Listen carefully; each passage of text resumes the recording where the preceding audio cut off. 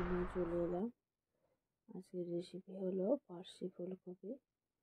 খুব সিম্পল একটা রান্না, কিন্তু খেতে খুবই ভালো লাগে। আর যেহেতু এখন শীতকাল পড়ে গেছে অনেকটাই, শীতের আমেজে ফুলকপি নতুনভাবে উঠছে, সেই ফুলকপি দিয়ে আজকে পার্সি মাছের একটা রেসিপি করেছি, সেটাই তোমাদের সঙ্গে শেয়ার করছি।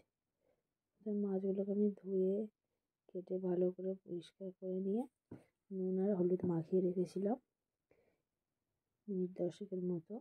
তারপরে কড়া গরম করে তেল দিয়ে মাছগুলোকে ভেজে নেব। এখানটায় অনেকটাই মাছ ছিল, সেই জন্য 2-3 বার ধরে ভাজা হয়েছিল। দেখো মাছটা এক পিঠ ভাজা হয়ে গেছে, আবার উল্টে দিলাম, দিয়ে দেখো মাছগুলোকে ঠিক এরমভাবে ভেজে নিয়েছি। মাছগুলো সব ভাজা হয়ে গেছে, আবার দ্বিতীয়বার যে মাছগুলো ছিল সেগুলোকে ভেজে নিচ্ছি।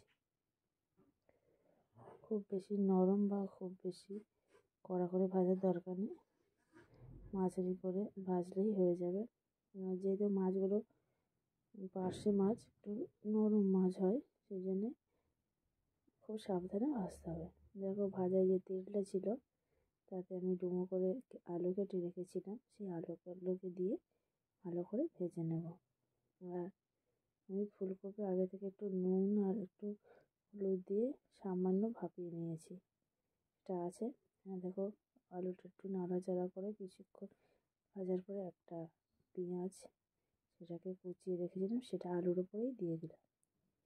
আগে থেকে ভাপিয়ে রাখা ফুলকপি আর দিয়ে এগুলোকে আলু ফুলকপি পেঁয়াজ ভালো করে ভেজে নেব। আর যেহেতু এখন ফুলকপি একটু ভাপিয়ে নেওয়া ভালো, সেই জন্য আমি একটু ভাপিয়ে নিয়েছি। আর আদা আর রসুন আর আদার এর পেস্ট আমি একসঙ্গে, কাঁচা লঙ্কা একসঙ্গে পেস্ট করে দিয়েছিলাম, সেটা আমি দিয়ে দিয়েছি। এবারে একটা টমেটো দিয়ে দিলাম, কাঁচা নুন আর হলুদ লঙ্কা আর ধনে আর জিরেগুলো একসঙ্গে দিয়ে আমি এই সবজির সঙ্গে খুব ভালো করে কষিয়ে নেব। এখানে মশলা কষানোটা খুবই জরুরি, খুব ভালো করে যদি কষানো যায় তাহলে এই রান্নার স্বাদ অনেক গুণ বেড়ে যায়। তবে এখানে অনেকটা কষানো হয়ে গেছে, এবার আমি পরিমাণ মতো জল দিয়ে দিচ্ছি। যার যতটা প্রয়োজন গ্রেভি সে ততটাই জল দেবে। দেখুন জলটা মোটামুটি দিয়েছি, যেহেতু মাছগুলো সিদ্ধ হবে। এবার ঢাকনা দিয়ে আমি মিনিট 3-4 ফোটালেই আরও সিদ্ধ হয়ে যাবে অনেকটা। দিয়েছি, এবার ভেজে রাখা মাছগুলোকে দিয়ে দিচ্ছি। মাছগুলোকে দেওয়ার পরে আরও মিনিট 4 ফোটালে মোটামুটি এই রেসিপি কমপ্লিট হয়ে যাবে। তা বন্ধুরা, এই রেসিপি যদি ভালো লাগে তাহলে অবশ্যই লাইক করবে, কমেন্ট করবে, শেয়ার করবে।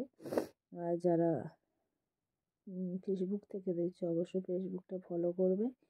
আর যারা ইউটিউব থেকে দেখছো তারা আমার চ্যানেলটাকে সাবস্ক্রাইব করে পাশে থাকবে। দেখো আমি কমপ্লিট হয়ে গেছে বন্ধুরা।